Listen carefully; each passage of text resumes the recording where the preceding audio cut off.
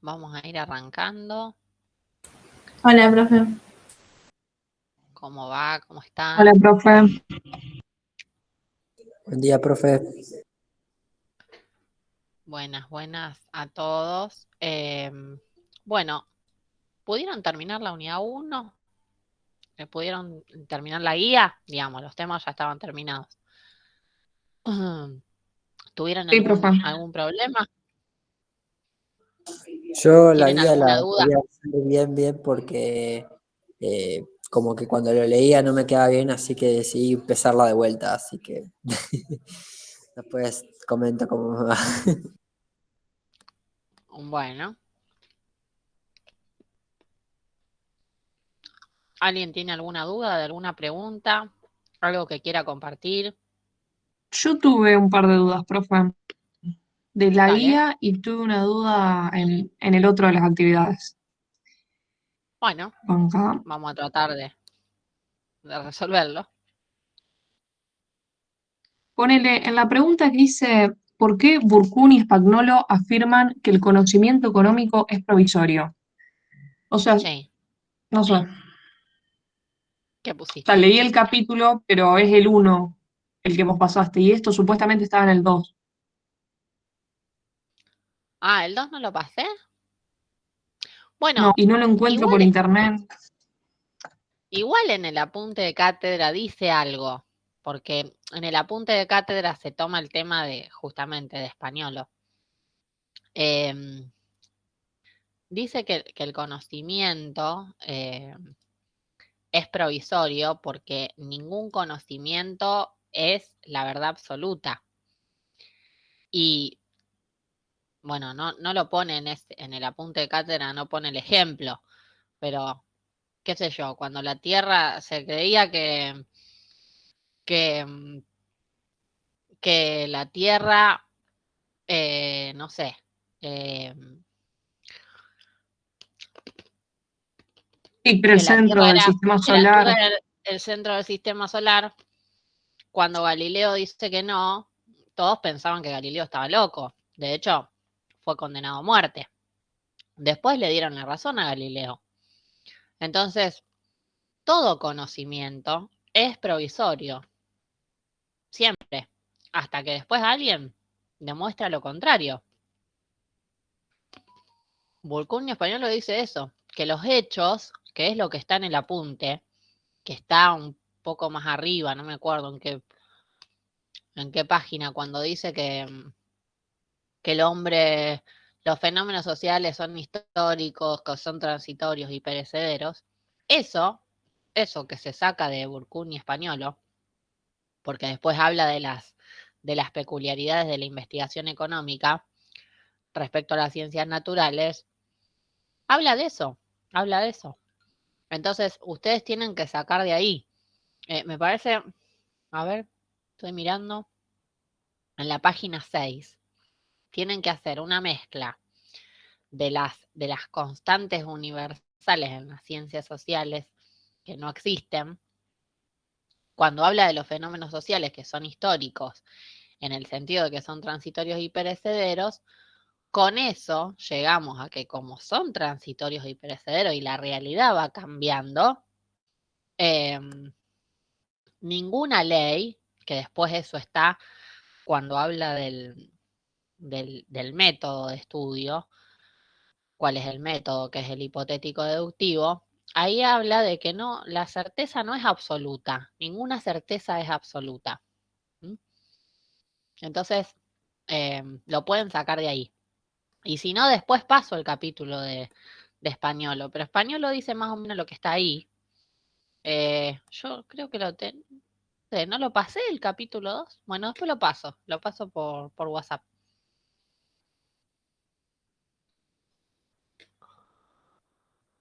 Sí, como que me costó la ¿Alguna? interpretación tal vez de esa parte también, porque es cierto, o sea, lo leí en el texto de la punta de cátedra, lo que decía, pero sí, como que me costó interpretarlo.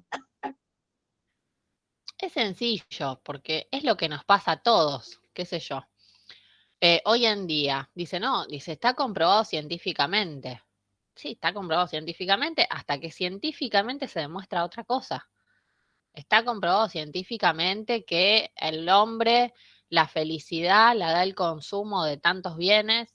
Nada, después científicamente se comprobó que la felicidad no está dada por el consumo, está dada por las relaciones humanas. Y eso se basa en que cada vez se van haciendo nuevos estudios y tiene mucho que ver el juicio de valor que pone el investigador también. Porque por ahí el investigador es tan fanático y pone un juicio de valor tan fuerte que termina demostrando que es lo que él quiere. Después viene otro que tiene otro juicio de valor y demuestra lo contrario. Ya les digo, ¿por qué? Porque la economía usa supuestos a veces tan fuertes que bueno, que cualquier modelo se puede destruir, cualquier modelo se puede derrumbar. ¿Mm? Así que por eso son transitorias, las verdades son transitorias. Ok, perfecto, profe. Bueno, después les mando el capítulo. Bueno, ¿alguna otra? ¿Algo que les haya costado?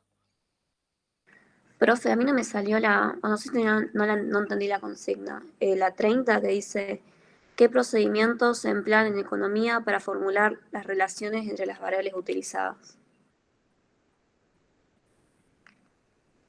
Entre los datos de la realidad y las variables utilizadas. Y bueno, la relación que existe es que vos vas a tener datos de la realidad y las variables te sirven para simplificar la realidad, porque justamente va a haber variables que las voy a dar por fijadas. Por ejemplo, en frontera de posibilidad de producción, nosotros decimos, hay dos bienes, A y B. Y después tengo variables, por ejemplo, los factores y la tecnología. ¿Puede ser Bueno, que los las factores variables y la tecnología, sean variables corrientes y constantes o algo así? ¿O no sí, es eso eso? Sí, eso es una clasificación, pero la vamos a ver después en la unidad 3. Ah, Todavía no la vamos a ver. Eso lo vamos a dejar para la unidad 3. ¿Sí? Pero, digamos, la relación que existe es esa, que las variables me ayudan a mí, primero, bueno, a cumplir con el objetivo del modelo. Y después, otra cosa es que me sirven para simplificar. ¿Sí? Para simplificar el modelo. Esa es la relación que existe. No sé si alguien puso otra cosa o si estaban desorientados. Eso lo tienen en el anexo, el tema de las variables.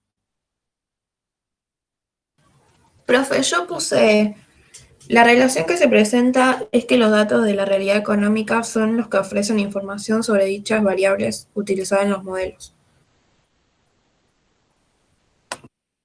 Claro, sí, por eso, ayudan a simplificar la realidad. ¿Sí? Después tengo clasificaciones. Las variables pueden clasificarse, como habíamos visto nosotros. Pueden ser endógenas o exógenas, pueden ser de flujo o de stock, pueden ser nominales o reales. Pero todas me sirven para simplificar y representar un determinado modelo. ¿Mm?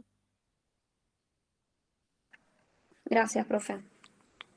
Profe, Sigue entrando gente. una Sí. duda. Ahí en la pregunta Mm. 34 dice, ¿qué es el número índice? Pero el apunte habla de índice de precio. No sé si es lo mismo. No, eso no lo vamos a ver ahora. Ah, bueno. Sí, habla de eso, se refiere al índice de precio, pero eso lo vamos a ver después, lo vamos a ver en la unidad 4. Igual Así lo que de cociente y todo eso tampoco es, o sea, ahora, no, viste eso de, no, ahora no es ok. importante. ¿Eh? Después sí lo vamos a profundizar en la unidad 3 y 4, ahí sí. Ahora a mí lo que me interesa hasta acá, porque no va a entrar en el examen. Lo que me interesa hasta acá son la clasificación de las variables que vimos. Eso sí, después lo del índice de precio, todo eso lo vamos a ver en la unidad 4. De todas Profe. maneras, presten atención, porque no sé si el 20, no me acuerdo qué día, me parece que este jueves, hay una clase que va a estar dando el SAEPA, que va a reforzar el tema de los gráficos, las tablas, las variables. Así que presten atención porque estaría bueno que asistan a esa clase. Va a ser virtual. Perdón, Ya les profe, se digo, a me ver. cortó. ¿Puedes repetir, por favor, lo de la dijiste de ella asistir a qué clase? Sí, que el jueves 20, bueno, a las 11:30, antes de la clase nuestra, va a haber un acompañamiento grupal para todos los estudiantes de Introducción a la Economía, donde se trabaja la construcción de gráficos, las relaciones funcionales y ejercicios de frontera de posibilidad de producción. Así que creo que está en el foro de comunidades. Fíjense porque ahí va a estar publicado el link al que pueden conectarse el jueves 20 a las 11:30. Sería muy interesante que ustedes asistan, más allá que ustedes ya Profe, entendieron frontera, les quedó claro, pero les va a mejorar. profe, yo Bárbaro. vi que era el jueves 22 a las 5, ¿puede ser? Claro, jueves 22 no existe, así que es el jueves 20, Ah, listo. porque hoy es 18 y es martes, así que tiene que ser jueves 20. Si dice jueves 22 se equivocaron.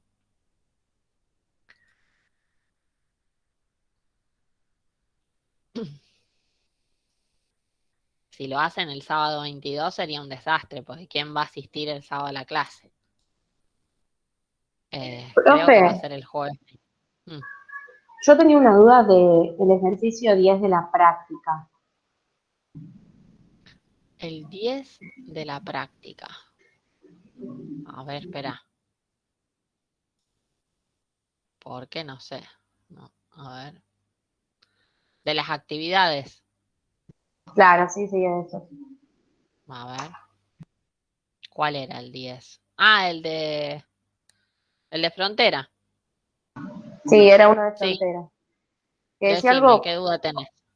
o sea, decía algo de observando lo que nos decía arriba, digamos, el enunciado. Y yo no entendía, Sí. o sea, cómo tomar ese punto. Y dice, en la economía de un país se ha observado una disminución en el ingreso de los asalariados, siendo la tasa de desempleo cercana al 12%. Las inversiones han disminuido debido a la baja rentabilidad y a la existencia de capacidad ociosa. Entonces te pregunta, ¿en cuál punto, en el A, B o C de los señalados en el gráfico considera que se encuentra la economía? ¿Qué pusiste ahí? Yo puse en el A, pero no sé si está ahí. ¿Y por qué pusiste en el A? Y porque yo puse como que pensé el A porque había baja rentabilidad de las inversiones y todo eso, pero no sé. Exacto, porque hay capacidad ociosa. ¿Qué significa que hay capacidad ociosa? Que hay recursos que no se están utilizando. Te dice que hay desempleo. Es decir, que hay mano de obra que no está siendo utilizada. Si hay mano de obra que no está siendo utilizada, no estoy utilizando los factores al máximo. Por lo tanto, estoy en el punto A. ¿Te das cuenta cuál es el Sí, sí, fundamento? sí, sí. El fundamento es ese. Yo tengo recursos, también tengo capital y no lo estoy invirtiendo. ¿Qué quiere decir? Y bueno, que hay capital y hay factor humano que no lo estoy usando. Entonces, hay capacidad ociosa. Capacidad ociosa es eso, que no utilizo los factores al máximo. Es decir, estoy rompiendo uno de los supuestos del modelo de frontera. Por eso me encuentro en el punto A y no en el punto B.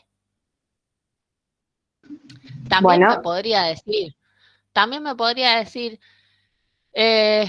vino un granizo o una pandemia y reventó tanto de la producción de bienes de capital, suponte. Si te dice eso, lo mismo, va a estar en el punto A, ¿sí? O sí, sea, sí. puede ser que la frontera se desplace hacia la izquierda cuando pasan esas cosas. Y para Ahora, que si sea me poner el dice, punto C, que abajo dice, es porque sí, tendría que ampliar los recursos que tiene y la tecnología que tiene. exacto, tuvimos una migración de personas a Italia y tenemos más factor humano ahora. Bueno, pasa al punto C. Más factor humano que sabe producir bienes de consumo y de capital. O se descubrió una tecnología que mejora el proceso de producción de los bienes de consumo y de capital. Listo, nos vamos hacia el C. Hay crecimiento.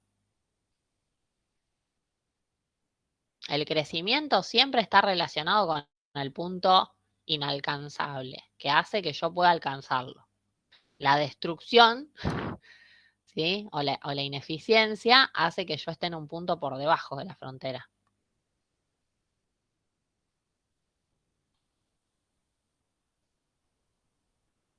¿Estamos? Sí, ahora sí. Ya está, gracias. Bien. ¿Qué más? ¿Alguna otra duda de la unidad 1? Profe, la 6 de la ¿Preguntas de la vida? práctica, o sea, de lo mismo que te preguntó la chica antes. Sí, las 6, sí. Y si las variables son de flujo o stock. Mm, sí. Y no sé, ¿Cuál la te verdad, costó? todo, porque no sé cómo Todas. identificarlo, porque no, con la definición no coincide mucho lo que, o sea, Sí, como no coincide. ¿Qué habíamos dicho? ¿Qué diferencia había entre una variable de flujo y una de stock? ¿Qué dijimos? Que el stock es como la qué? de, Como si yo...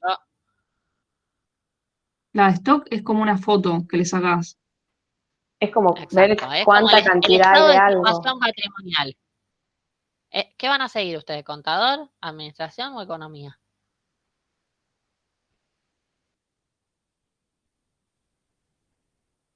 ¿O no Contabilidad. saben?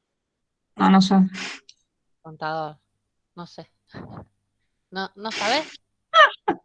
No, profe. Aprobando. Está bien, está bien. Tómense su tiempo.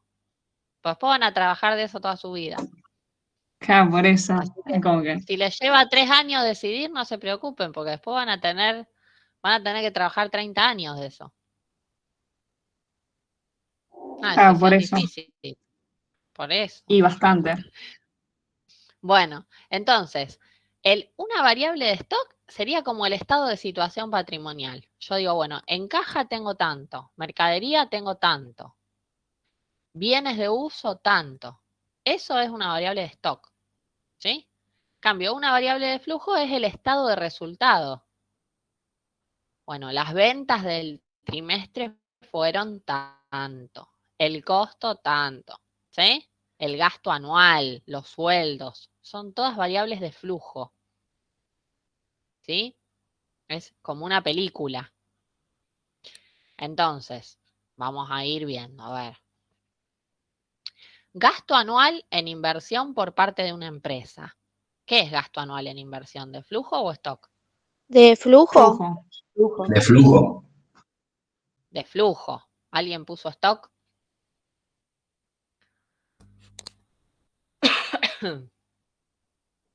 Nadie. Bueno, esa es de flujo, claramente. ¿Por qué? ¿Por qué? Porque se fue acumulando. Yo voy viendo, bueno, el gasto anual en inversión por parte de una empresa es tanto. Lo acumulé, eso va al estado de resultado. El patrimonio en riqueza de los hogares. Es decir, ¿qué significa el patrimonio en riqueza de los hogares? Está bastante mal redactada esa oración. Pero vamos a suponer que es los bienes que tienen los hogares, ¿no? Entonces, bueno, ¿eso qué es? ¿Una variable de flujo o de stock? ¿De stock? ¿De flujo? De stock. De stock. Stock. De Para mí stock, de no es stock. de flujo. Es de stock, porque yo voy y miro, bueno, en los hogares hay esto, ¿sí? Es como si yo tengo el impuesto a los bienes personales. Bueno, eso es el patrimonio en riqueza de los hogares. A eso se refiere, al impuesto a bienes personales. ¿Saben lo que es usted el impuesto a los bienes personales?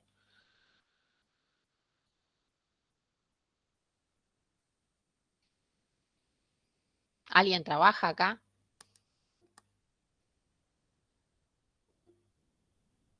No, son muy chiquitos ustedes para trabajar. Bueno.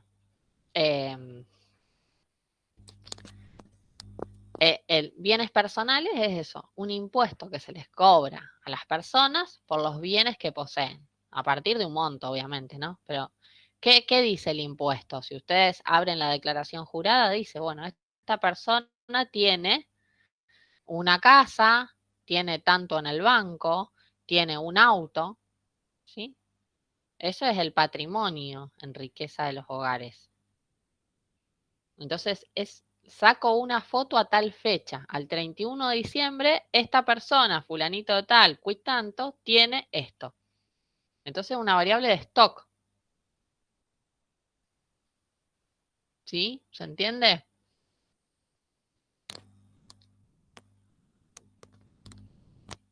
Sí, profe. Bien. Seguimos. La fuerza de trabajo. Hoy hay tantos trabajadores. ¿De A eso stock? se refiere. Esto, Stock. De stock. ¿Cuántos trabajadores hay hoy? La fuerza de trabajo. Está bastante mal redactado el ejercicio. Porque no aclara. profe, yo tenía duda en la penúltima, esa de los pagos netos del país. Bueno, ahora vamos. Ahora vamos hacia allá. Bueno, esta es de stock entonces. Sigamos. El consumo mensual de los hogares. De flujo. Flujo. De flujo. Muy bien.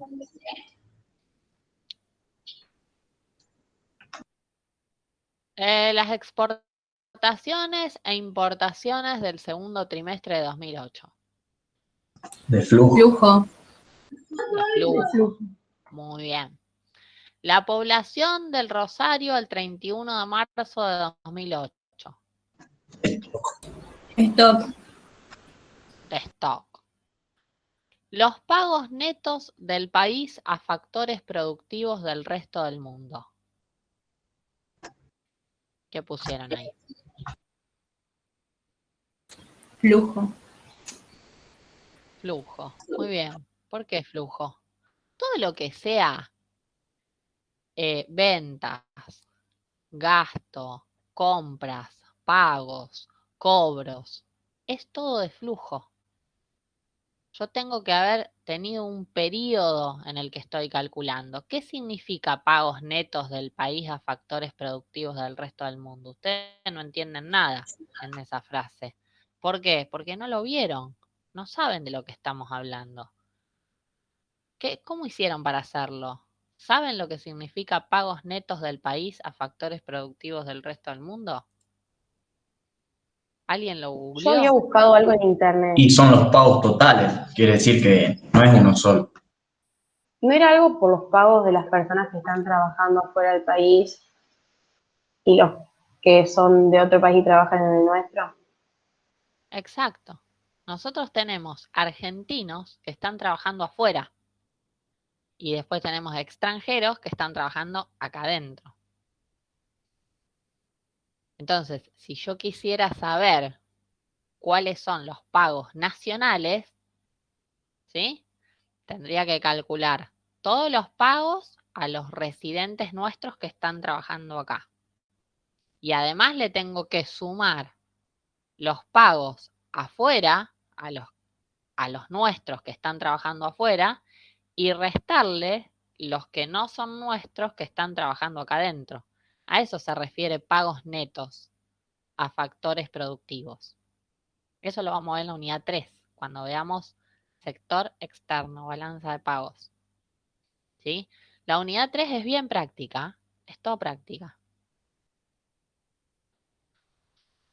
Es el pilar de la materia, la unidad 3. Por eso se divide en dos, primera parte y segunda parte. Es muy larga. Bien. Bueno, entonces los pagos netos de flujo. Y la última, el Parque Automotor Nacional. ¿Qué pusieron ahí? Stock. De stock. ¿Qué estamos midiendo? Está mal dicho, el parque automotor. O sea, la cantidad de autos que hay en el No, parque por eso Cantidad de automotor, es autos. raro la redacción. Te entiendo, yo no entendería nada. Lo que tendría que decir es cantidad de automóviles existentes en el Parque Automotor Nacional. o sea, ¿Sí? como que te ponen O una frase y vos cantidad tenés de que tratar de entenderla, no te la explican. No, el apunte este, ustedes piensan que debe tener más de 30 años. Nunca se modificó eso. Se tocaron algunas actividades, pero las que más o menos se entendían, como el profesor lo explica en la clase, no se modificaron, pero en realidad está mal expresado. Nosotros después en los ejercicios tratamos de expresarnos de la mejor manera posible cuando tomamos el examen. No les va a parecer eso así en un examen. Porque si no, vos tenés que adivinar. ¿Qué? Parece un mensaje indio que vos tenés que estar, a ver, adivinando a ver qué. Parece que me habla mi hijo de 1 año y medio. Parque Automotor Nacional, punto. No, la cantidad de automóviles existentes en tal lugar. Entonces, bueno, ahí sí es de stock. Ustedes no, despreocúpense que en el examen va a ser bien claro todo. Pero bueno, ahora acá para esto estoy yo, que les saco las dudas. Bueno, ¿entendieron? ¿Entendieron las variables? ¿Quedó más claro? Sí, profe, sí. Sí, sí. Bueno, el perro está ladrando. Cuando no ladra el perro, no sé qué pasa. Bueno, ¿alguna otra duda de la guía de preguntas o de lo que fuera?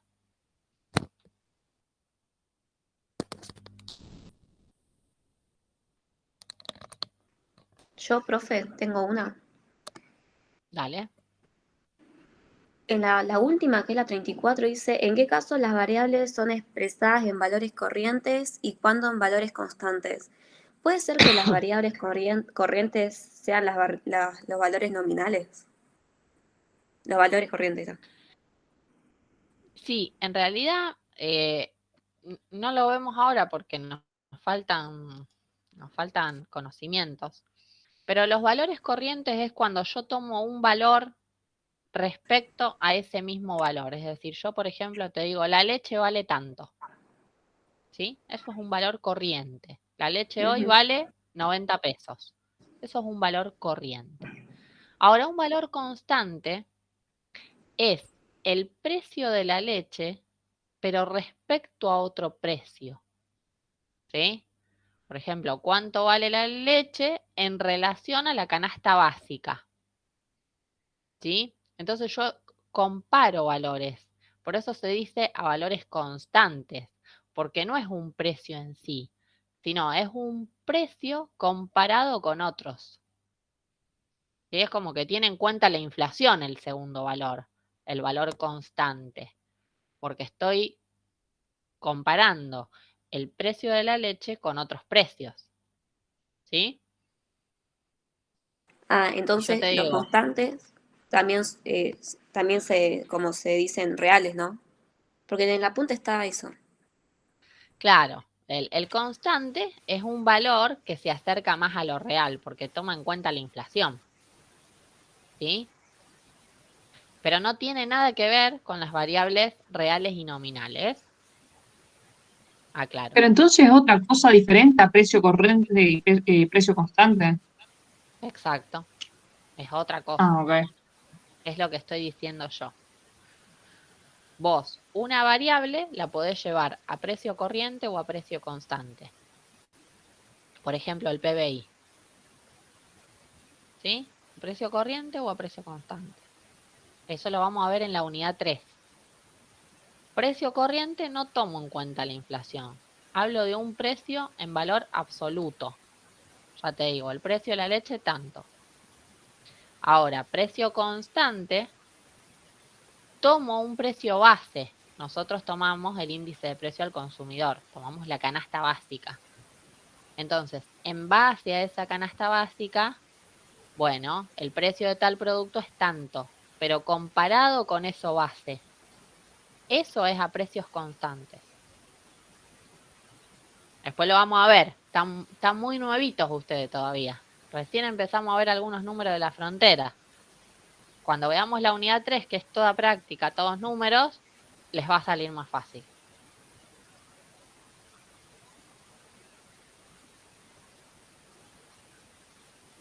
Profe, yo tengo otra duda.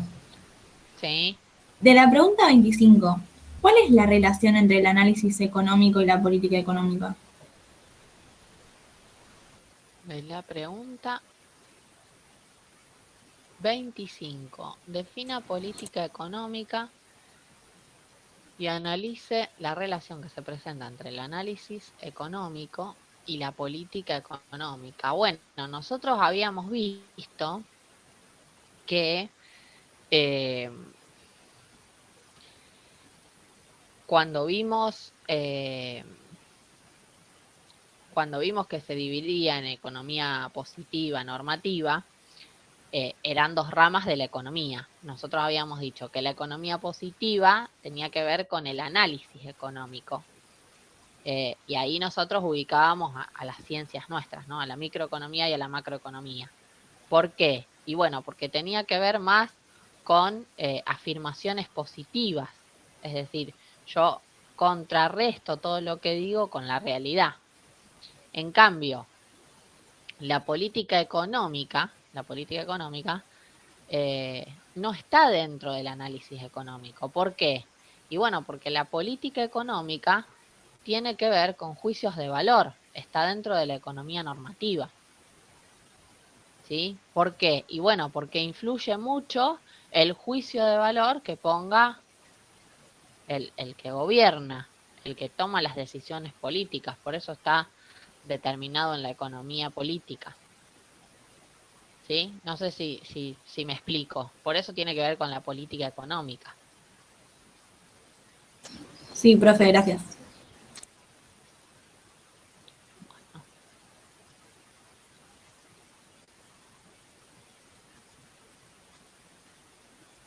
Profe, ¿Sí? con esa pregunta, ahora no la entendí muy bien. Y yo había puesto... Sí, porque yo había puesto la política económica es la toma de determinadas medidas con el objetivo de influir sobre el curso de la actividad económica. Tienen relación con el análisis económico, ya que la aplicación de políticas sirven para mejorar y transformar la situación de los países. Bueno, está bien, pero lo que vos tenés que saber es que hay una diferencia. Que el análisis económico se basa en la economía positiva. Yo necesito sí o sí contrarrestar lo que digo con la realidad, constatar lo que digo con la realidad. ¿Sí? ¿Para qué? Para definir leyes económicas. La política económica no. La política económica dice lo que está bien y lo que está mal según un juicio de valor. ¿Sí? Y eso corresponde a la economía normativa. Estamos, son dos cosas distintas. Si bien el que lleva adelante la política económica tiene que conocer el análisis económico, los modelos y las teorías, después él incorpora un juicio de valor en todo eso. Por eso después decimos que los conocimientos son transitorios. Ahí entendí, profe, gracias. Bueno. ¿Algo más? Profe, a mí no me salieron dos preguntas de la guía. La 18, que decía cuáles eran las dificultades para modelar los fenómenos económicos, y la 20, que hablaba de la ideología. Bueno, ¿alguien hizo la 18?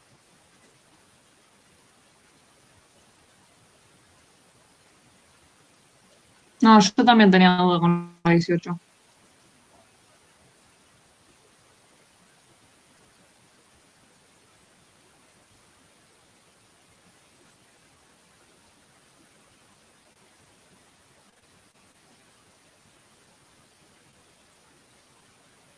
Yo sí la hice, profe, pero no sé si está bien. Dale, a ver, léela. Puse, los problemas dependen de la naturaleza de dichos problemas y de los propósitos del economista. Quiere decir que depende del pensamiento que tenga el economista y cómo quiere implementar en base a la situación social o histórica en la que transcurre. Bien. Y está bien. Yo agregaría, como dice, a ver, ¿qué dificultades encuentra la ciencia económica para modelar los fenómenos económicos? Bueno, digamos, ¿qué dificultades se encuentran al hacer un modelo, ¿no? La ciencia económica para modelar lo que pasa, para llevar a un modelo económico los fenómenos sociales. Eso es lo que está preguntando, ¿sí? ¿Habían entendido eso que está preguntando? Por lo menos es lo que interpreto yo. ¿Qué dificultades se encuentran? Y bueno, la primera dificultad es que el modelo no describe el mundo real, ¿sí? Toda vez que son construidos, son abstracciones de la realidad. Esa es la primera dificultad, ¿sí? No quiere decir que falte realismo, sino que es una simplificación. Y otra cuestión también a tener en cuenta es que está puesto el juicio de valor del economista. Eso también es una dificultad, ¿sí? Es una dificultad que encuentra la ciencia económica. El juicio de valor del economista o del hombre que haga el modelo económico, ¿sí? Tiene su visión, su observación, y eso es subjetivo.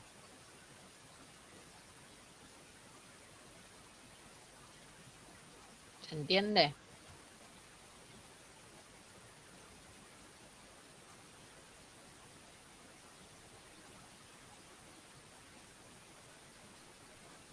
¿Quedó o no quedó la 18? Sí, gracias. ¿Entendieron a dónde apunta? Bueno, ármenla con eso que yo les dije, ármenla desde ahí. Y después la 20, ¿cómo influye la ideología en la elaboración de los modelos económicos? Bueno, por eso, porque te va llevando, ¿viste?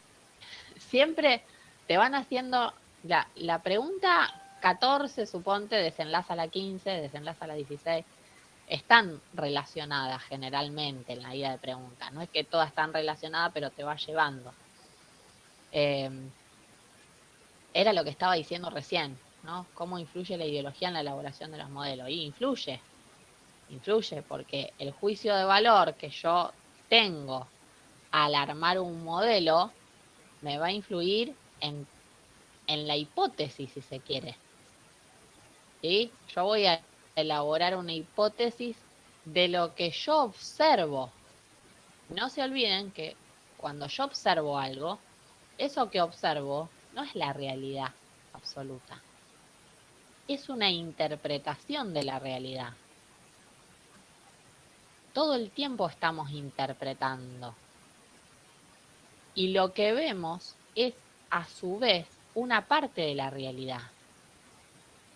Nosotros estamos parados en una arista que tiene un montón de caras. Ustedes desde la cara que están, ven una partecita de la realidad. Y en base a eso se elabora una hipótesis de lo que observan. Pero en realidad el mundo es mucho más grande. Hay un montón de cosas que no estamos observando. Yo puedo estar observando una taza y desde el lado que la estoy observando, la taza no tiene manija. Pero otra persona que la está observando de otro lado, sí ve que tiene la manija. Y yo voy a asegurar que la taza no tiene manija. Y la otra persona va a asegurar que sí tiene. ¿Se dan cuenta? Entonces, a eso se refiere el juicio, digamos. Influye en eso, en que el que observa, el observador, es un ser humano. Y el ser humano siempre hace una interpretación de lo que observa. Nunca lo que ve el ser humano es la realidad. Nunca. Porque tiene una visión parcial de las cosas. Aparte, y además, subjetivo. Subjetiva, exacto. ¿Pero por qué? Porque interpretamos la realidad. La interpretamos y tenemos una información además. Una información que está en el ADN. Vivimos interpretando. Si yo el día de mañana me peleo con fulanito porque, no sé, hace cualquier cosa, yo voy a interpretar esa situación. No quiere decir que yo tenga razón. Yo voy a interpretar, ¿y en base a qué lo voy a interpretar? En base a la información que tengo en el ADN. Porque todos tenemos una información. La información de la desvalorización, la información de la sumisión, la información de, no sé, de que te dejan fuera de la herencia, o la información de que sos un crack. Tenés una información, traes esa información. Y observás los hechos en base a esa información. Eso está demostrado. Es hoy el boom de la epigenética, que en el ADN no solo viaja la información de ojos azules, ojos marrones, color de pelo, viaja la información de las emociones que tienen las personas. Entonces vos podés estar sintiendo algo o emocionándote por algo y no sabes por qué, y es porque lo tenés en la información del ADN. O a veces reaccionás de determinadas maneras y no sabes por qué, y es porque otras generaciones antes a vos lo resolvieron de esa manera. Entonces, por eso digo que vivimos interpretando. Tenemos una información adentro y en base a esa información respondemos. ¿Mm? ¿Sí? Bueno, me fui de tema un poco. Mezclé. Mezclé, pero está muy relacionado. Está muy relacionado. El ser humano es así. Se maneja con interpretaciones. Y ustedes no se olviden que nosotros somos nos movemos como un sistema. El sistema procura la supervivencia de la especie. Entonces, si a una generación anterior le sirvió resolver de tal manera un conflicto, y vos lo vas a resolver de la misma manera. Ustedes fíjense por qué generaciones y generaciones repiten las historias. Y se separó, quedó embarazada a los 15 y la dejaron, y después la hija vuelve a hacer lo mismo y vuelve a hacer lo mismo. ¿Y por qué? Y no se da cuenta que está repitiendo, o no se da cuenta el tipo que quebró la empresa y otra vez repite la historia. No se da cuenta porque lo tiene en la información. Está en la información genética. Yo decía, vieron que a veces, sobre todo las madres o las abuelas dicen, y está repitiendo la historia de fulano, y está repitiendo la historia de Mengano. ¿Viste? Todo el mundo es opinador, todo el mundo sabe lo que hace el otro, pero nadie sabe lo que hace uno. Es porque está en la información, está en el ADN, y si a esa generación le sirvió así y lo resolvió así, y vos lo tenés en el ADN y resolvés de la misma manera. Que se está planteando que se abra esa conciencia y vos puedas saber que tenés otras maneras de resolverlo. Por eso, digo, la película Matrix, que ya es re vieja, pero se adelantaba a estas cuestiones. La Matrix habla de eso. O te tomás la pastilla azul o te tomás la pastilla roja. O querés seguir dormido o querés seguir despierto. Se refiere a eso. A la información que hay en el ADN. Eso es tremendo. Hay todo un mundo de eso. Y tiene que ver con esto. Con la observación del economista, de cualquier persona. De lo que observamos. De lo que observamos en general.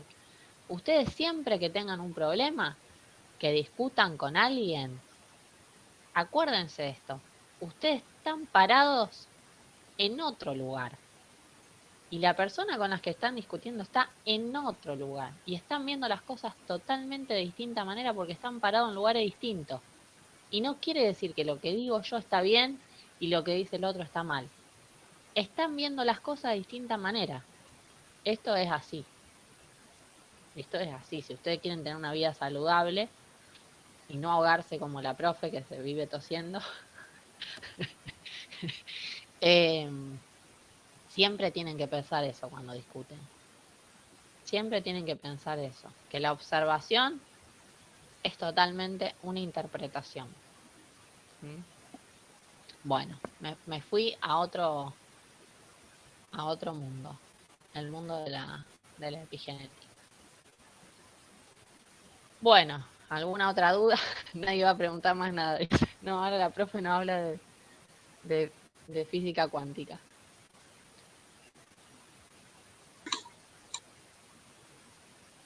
Si lo ponemos en el examen así va a estar bien.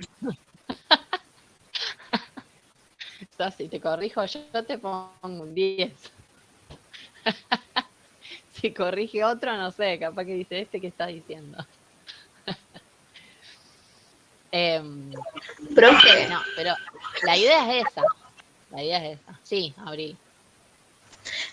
yo tenía dudas en la 27 que dice qué objetivos pueden perseguirse al construir un modelo económico. ¿Cuál? La 27. la 27. Sí, ¿qué pusiste? No, estaba en dudas que por... ¿Por qué?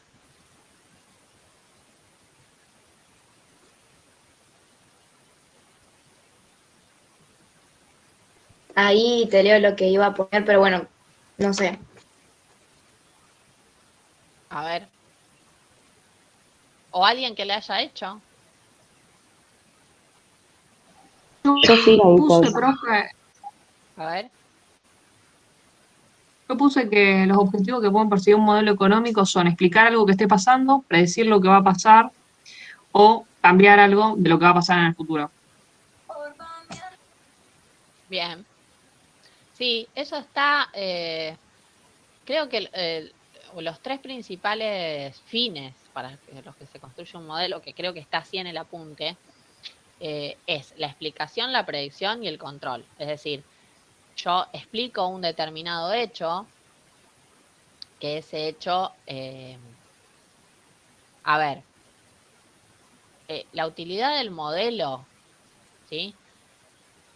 Son, ya dijimos, son representaciones simplificadas, ¿sí? Entonces, yo explico algo que yo quiero demostrar, ¿sí? ¿Y para qué explico algo que yo quiero demostrar? Y bueno, para la próxima, poder predecir esto, poder predecir lo que va a pasar, pronosticar los efectos, ¿no? Y después controlar, ¿sí? Es uno de los objetivos más importantes, tener el control, tener el poder, ¿sí? Esos son los tres objetivos más importantes de la construcción de un modelo. Ah, listo, gracias. Esa era la duda, no sabía si estaba bien. Iba a poner eso, pero no sabía si estaba bien o no. Bueno, entonces está bien. ¿Algo más?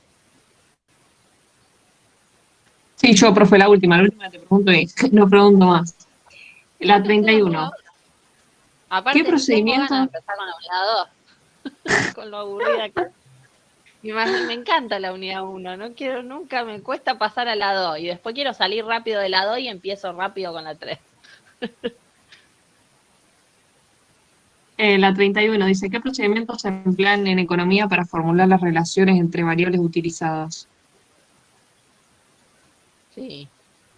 ¿Qué procedimientos se emplean en economía para formular las relaciones entre las variables utilizadas? ¿Qué sé yo? No sé a qué se refiere. Al método. Al método supongo que se refiere. Digamos, al método ok. que uso. Al método que uso para elaborar el modelo. Creo que se está refiriendo a eso. Yo tenía algo, pero no estoy seguro si está bien. A ver. No estoy seguro si será lo de la observación, abstracción y verificación en el análisis económico, pero no estoy seguro si está bien. Eso tampoco lo entendí muy bien. ¿Cómo decís la Que observación? existen tres pasos, o sea, que en el análisis económico, o sea, que existen tres pasos: la observación, la abstracción, que sería la hipótesis, y la verificación. Claro, para mí se refiere a eso. Sí, y último paso, que tiene que ser verificable. Mm. Ese sería el procedimiento. Que se verifique que lo que estoy diciendo es así o no, o se descarte. Sí, sí, sí. ¿Quién era que tenía duda con esa? Oh, profe Camila. Ah, Camila, bueno, me parece que es eso, es el procedimiento que tengo que tener en cuenta a la hora de elaborar el modelo. De O sea, todas el maneras, método hipotético deductivo. el método hipotético deductivo y estas cuestiones, ¿no? De que Claro, todo lo que conlleva. todo lo que conlleva.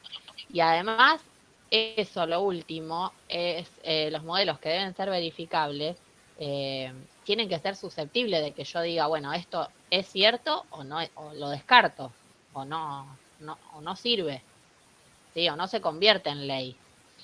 De todas maneras, le voy a preguntar a alguna colega, a alguna profesora colega, a ver si se refiere a eso o a otra cosa. Profe, yo ahí puse algo, como decía algo de las relaciones, puse lo de cociente y porcentaje. Pero todos pusieron nada que ver a eso. No apunta a eso. Ah, listo. No apunta a eso. Apunta justamente a la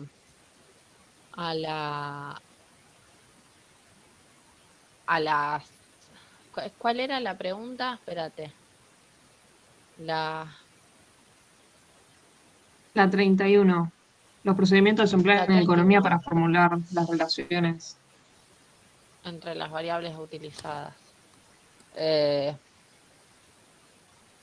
No, para mí se refiere al procedimiento que hay en la elaboración del modelo. Pero lo voy a preguntar, no sé. No la descartes, Carolina, esa que me decís de los porcentajes. Esperá que voy a averiguar, porque para mí se refiere al modelo.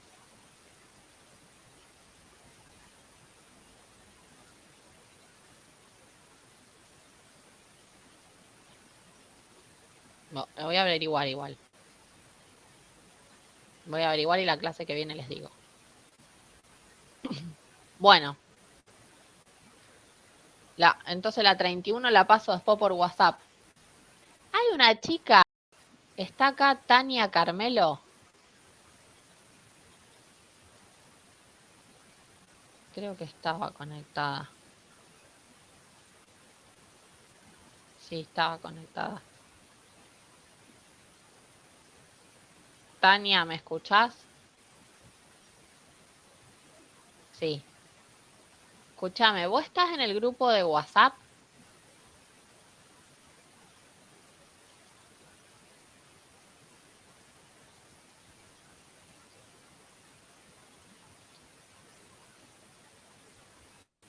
Si no estás en el grupo de WhatsApp, por favor unite, porque si no te tengo que estar pasando todos los links todos los martes y jueves y me vuelvo loca pasando los links por el SIU, por mail a tu casilla y por WhatsApp. Así que por favor, chicos, si pueden, pongan el link del grupo acá en el chat. Así los que no están se unen. ¿Puede ser? ¿Alguien que pase el link?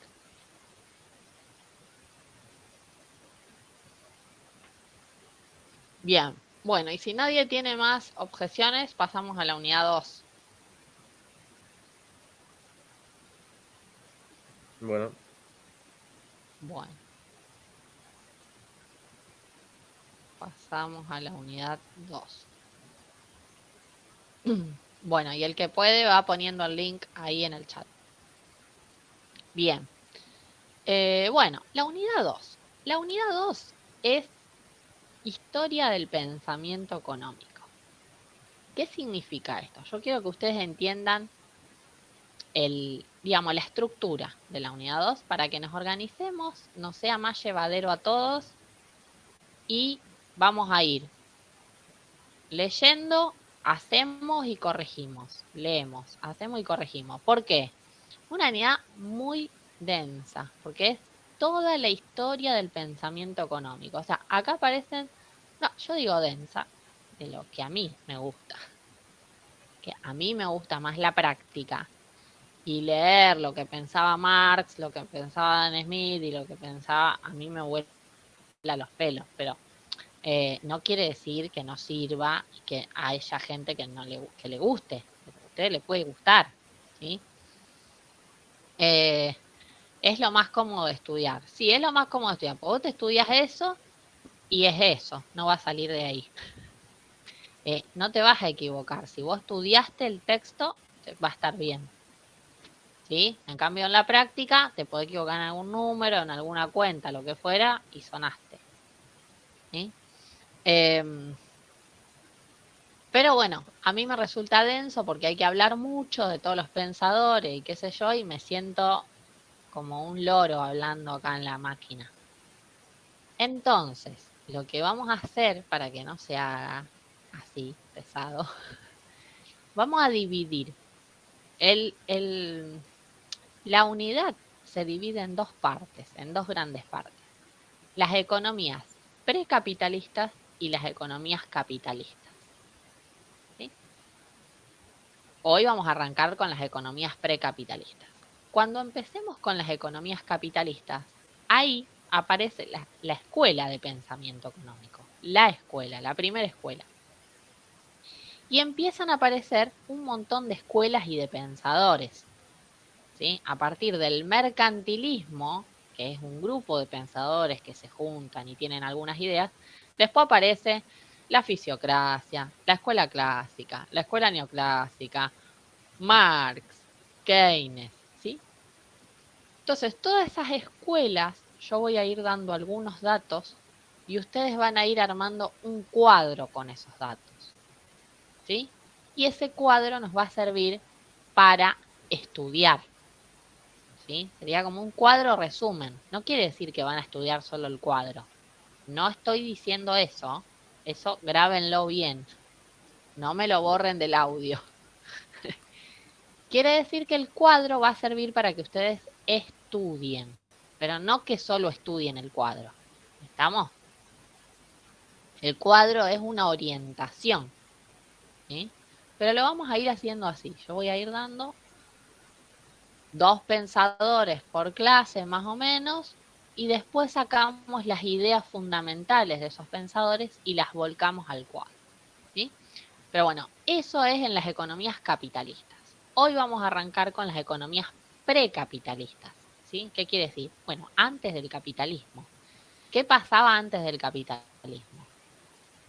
Teníamos los mismos problemas económicos. Es decir, la gente se preguntaba igual, ¿qué producir? ¿Cómo producir? ¿Para quién producir? ¿Dónde arrancan las economías precapitalistas? Y bueno, en la antigüedad. La antigüedad, después viene la Edad Media y después viene una transición al capitalismo. Entonces, bueno, ¿qué pasaba en la antigüedad? Fíjense que tanto en la antigüedad como en la Edad Media hay cosas que tenemos que saber, ¿sí? ¿Qué cosas son las importantes que tenemos que saber? Y bueno, tenemos que saber qué actividad realizaban, qué actividad era la principal en la antigüedad.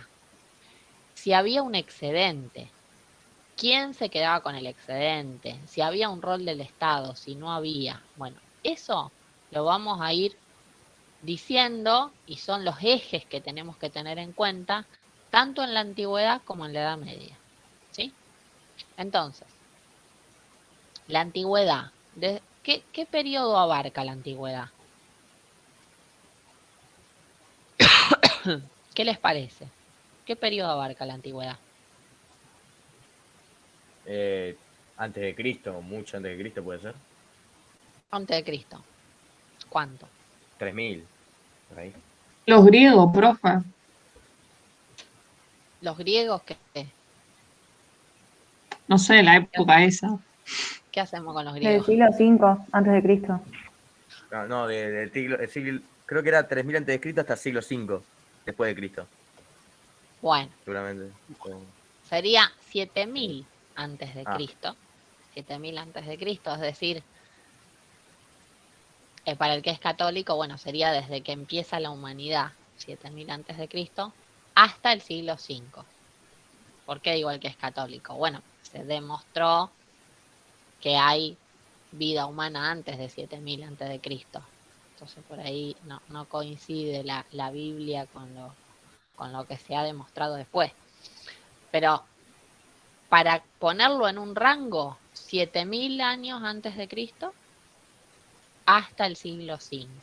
Todas las etapas las tenemos que ubicar, ¿sí? Entonces la antigüedad se ubica en ese rango, desde 7000 años antes de Cristo, ¿sí?, hasta el siglo V, que es lo que dice Camila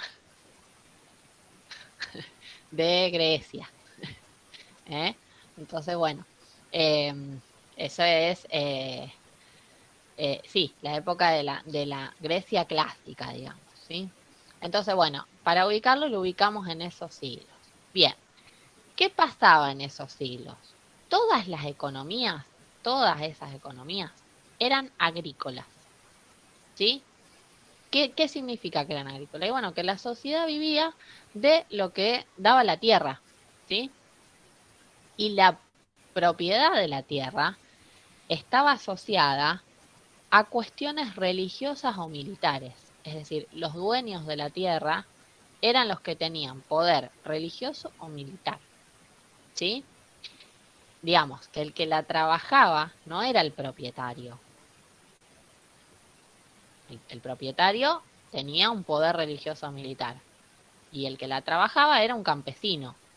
Fabricaba los implementos que necesitaba para trabajar la tierra, consumía parte de lo que producía y luego se lo daba todo al dueño de la tierra. Parecido al feudalismo.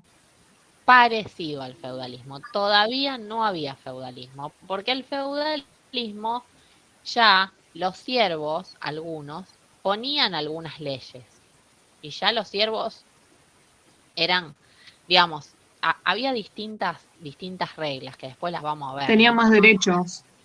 Tenían un poquito más de derechos. O sea, estos eran esclavos totales, los otros tenían un poquito más de derechos.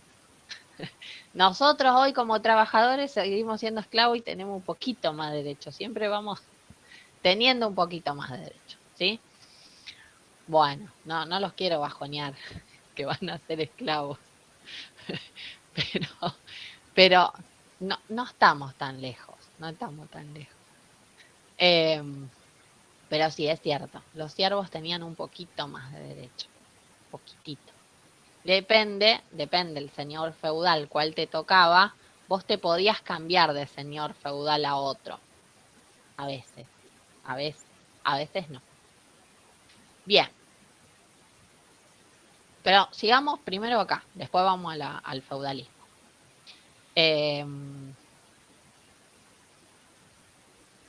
Bueno, me quedé con que consumía una parte y lo otro se lo entregaba al dueño de la tierra. Bueno, esta actividad que era agrícola, ¿cómo resolvían los problemas las economías precapitalistas en la antigüedad? Lo resolvían por la tradición.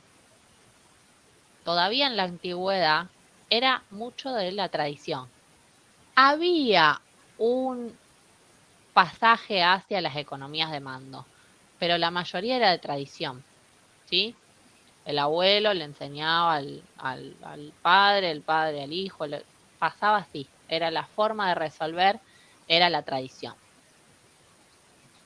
Y la poca actividad comercial que había se manifestaba en las ciudades, ¿sí? Que ahí lo que se veía mucho era el trabajo de los esclavos, ¿sí?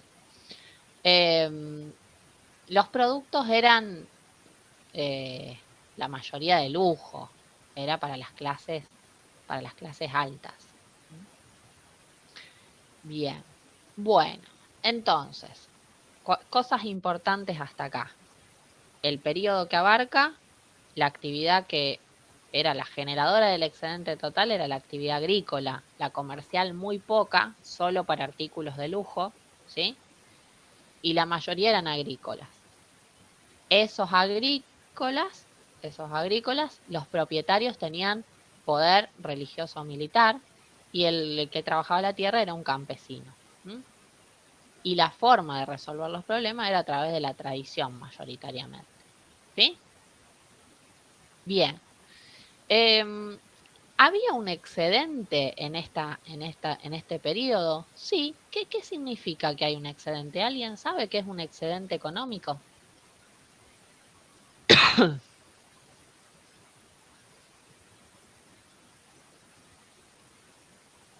Puede Que ser que sobraban sea bienes.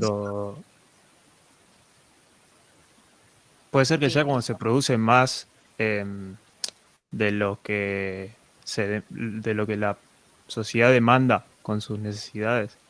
exacto. ¿Qué significa que hay un excedente? Que yo todo lo que saco de la tierra y de la actividad comercial alcanza para subsistir, es decir, para las necesidades básicas, para cubrir las necesidades básicas de la sociedad, y además queda un sobrante. Eso quiere decir que hay un excedente, ¿sí? Y acá en la antigüedad ya existía un excedente. Y ese excedente es quien se lo apoderaba.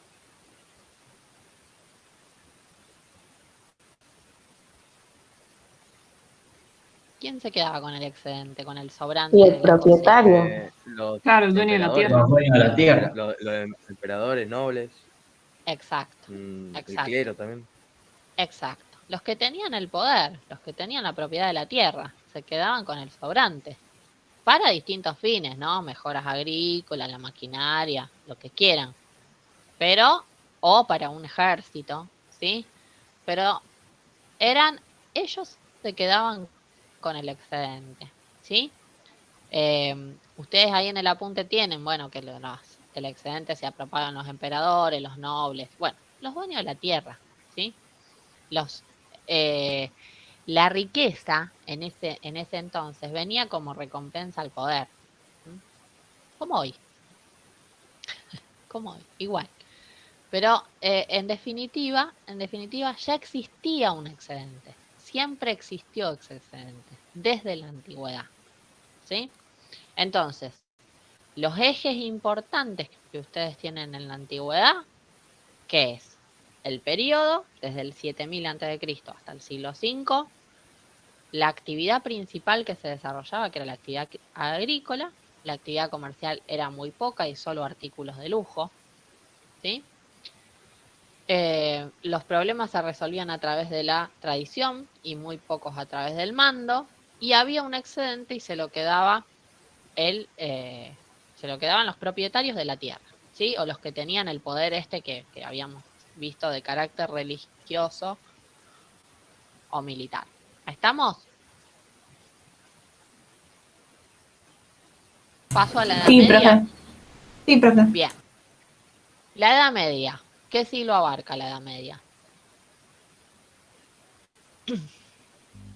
Desde el Del 5 al 15. Hasta el 15. Al 15. Del siglo V al 15. ¿Sí? Bueno, este periodo, desde el siglo V al 15, es un periodo bastante amplio, ¿no? Son 10 siglos. Y acá sí viene la forma de organización, fue el feudo. La actividad principal seguía siendo la agricultura, pero ya había más movimientos comerciales. ¿Por qué? Y bueno, porque se empezaban a descubrir otros territorios, ¿no? Había descubrimiento de tierras. Entonces la gente empezaba a circular, y en esa circulación se empezaban a vender telas, ¿sí? Había todo un movimiento textil. Entonces había un poco más de actividad comercial.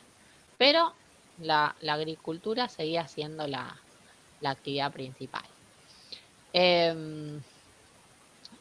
Los problemas ya no se resolvían en base a la tradición, sino a la tradición y al mando. Ya había una persona que decía qué se iba a producir, cómo se iba a producir y para quién se iba a producir, que en este caso era el señor feudal, ¿sí? Bueno, ustedes ahí en el apunte tienen todas las normas, cómo se organizaban en los el feudal y los siervos. Lo que vamos a hacer, yo les voy a dar las preguntas y ustedes las van a responder, ¿sí? Yo no voy a repetir todo lo que hacía el señor feudal y el siervo, porque ustedes ya lo deben haber visto en la secundaria, no tiene sentido que yo lo repita, pero sí, lo que les voy a decir, que había agricultores libres que tenían la seguridad, ¿sí? De que no se los iba a echar de la tierra. ¿Ah? Entonces, los siervos estaban como inscriptos a una parcela. Entonces, no, había siervos que no podían pasar a otros feudos sin el permiso. Y había otros que sí. ¿Mm? Entonces, debían labrar sus tierras, trabajar en los talleres, abastecerlo. Y el feudo le otorgaba seguridad física y además seguridad económica, porque le daba lo que necesitaba para vivir a él y a su familia. ¿Mm? Eso básicamente cómo se relacionaba el feudal con el siervo. Pero bueno, como yo les decía, la actividad económica no era solo la agricultura, ya se veían las ferias, los mercaderes ambulantes. ¿Por qué? Y bueno, porque ese periodo, sobre todo del siglo VII, VIII, por ahí en adelante, representa bastante movimiento en cuanto a al descubrimiento de los territorios. Hay toda una reurbanización, ¿no?, en la vida de la Edad Media. Está el tema de las cruzadas, cuando el mundo occidental se pone en contacto con Oriente, ¿sí? Entonces se empiezan a vender distintos artículos, no solo de lujo. Había un excedente, entonces, también había un excedente, y el excedente, ¿quién se lo quedaba?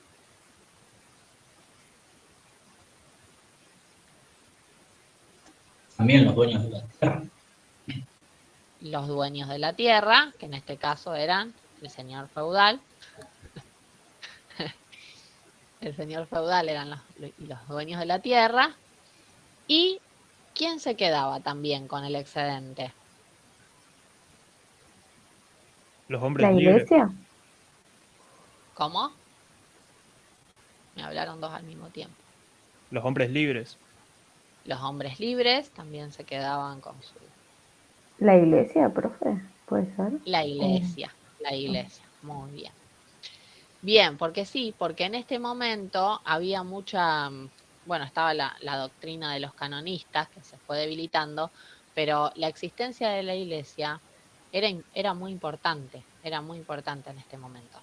De hecho, la religión fue acaparando poder a lo largo del siglo V al siglo XII, fue un boom la existencia de la iglesia.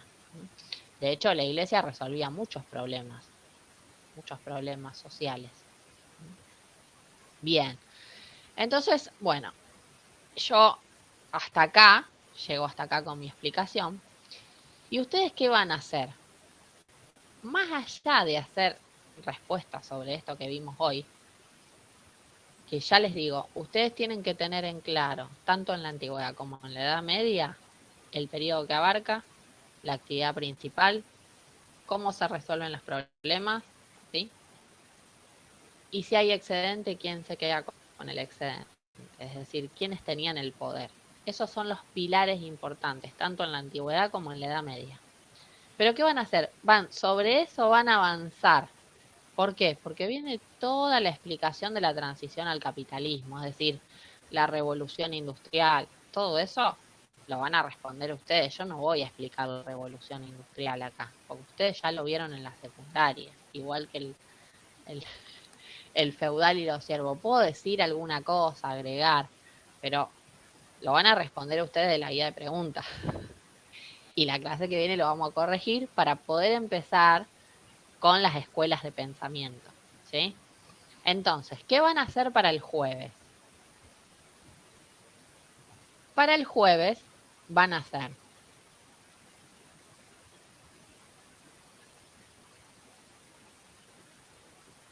agárrense, ¿eh? La pregunta 1 la 2 y la 3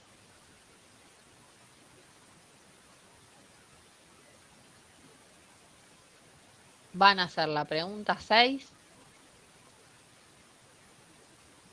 Profe, ¿dónde están esas preguntas? En la guía.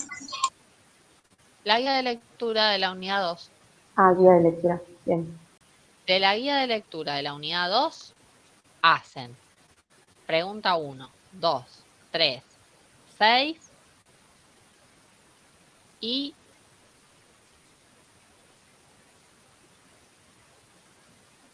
desde la 9 a la 11. 1, 2, 3, 6, 9, 10 y 11. ¿Sí?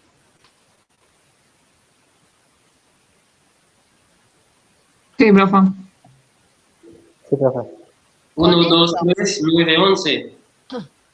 1, 2, 3, 6, 9, 10 y 11. Con eso Ah, vamos a bien, estar en bien. condiciones de la clase que viene iniciar las economías capitalistas con las escuelas de pensamiento. ¿Sí? Entonces corregimos eso y arrancamos. Tienen bastante para leer, porque es toda la transición al capitalismo, la revolución industrial, pero no hay nada que ustedes no puedan entender leyéndolo. Es historia. La revolución industrial, yo no me voy a poner acá a explicar la revolución industrial. Se supone que el docente está para facilitar al alumno cosas que se le puede complicar, ¿sí? Si yo me pongo a repetir toda la revolución industrial, y bueno, no terminamos más. Pero por eso achico bastante en este aspecto, digamos. Yo prefiero, esta unidad no quiere decir que la profe no la va a dar. La profe la va a dar, voy a dar todos los temas, voy a tratar de hacerlo lo más entretenido posible. Pero prefiero dedicarle más clases a la unidad 3, que son cosas que ustedes no vieron nunca y que les va a costar, a dedicarle tiempo a explicar la revolución industrial. Que ustedes leen y perfectamente entienden la revolución industrial. ¿Sí? El Estado, que vos me preguntás, vamos a ver la intervención en las escuelas. El Estado empieza a aparecer un poquito después, ¿sí? Entonces, a partir de la clase que viene ahí, le vamos a dar mucha importancia al Estado. Si se decía que el Estado tenía que intervenir o no. ¿Mm? Bien, ¿estamos hasta acá? ¿Nos vemos el jueves? Sí, profe. Dale. Dale, profe. Nos vemos. Chao, profe, nos vemos. No, profe.